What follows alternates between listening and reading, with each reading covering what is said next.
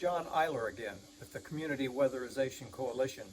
In our last video, we talked about the importance of water heaters and maintaining a safe hot water temperature, and demonstrated how to measure the temperature of the water coming from your water heater. Now, before I demonstrate how to adjust your water temperature, let's take a look at the two most common types of water heaters. Most homes have either an electric or a gas-powered storage tank. Electric tanks will have two thermostats positioned vertically on the tank wall. You never want to touch an electric water heater, as this poses a safety risk. Please call a professional if you need to adjust the temperature setting on an electric storage tank water heater. Gas-powered storage tanks will have a flue pipe or draft diverter coming out of the top of the tank. These are safer to work with, however, do not touch a gas water heater if it's very old, again, for safety reasons.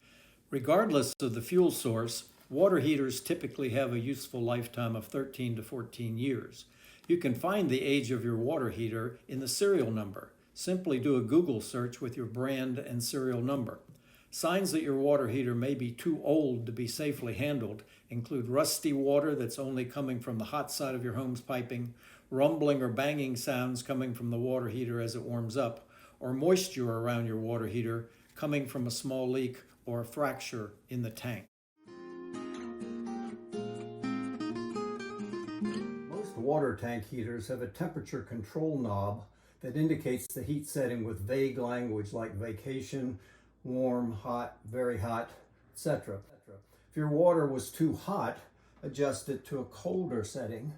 And if it was too cold, adjust it to a hotter setting, but in a very small increment. Use those small increments if you move your water heater to a hotter temperature to prevent the water from becoming too hot, which could lead to scalding or even a water tank explosion. A little patience when increasing the water heater temperature will go a long way in keeping your household safe. After adjusting the setting, you'll need to allow the large quantity of water in the tank 3 hours to cool or heat to your desired temperature. Then repeat the process, starting with measuring the water temperature with the hot water gauge, and fine-tune your adjustment as necessary. So that does it for our discussion of water temperature. In part 3 of this series, we're going to talk about the importance of pipe insulation, which is another way to save some money on your utility bills. If you've learned something useful today, leave us a note in the comments and let us know. And hit subscribe to get notified when we post more household conservation content. Finally, you can learn more about our work at communityweatherization.org.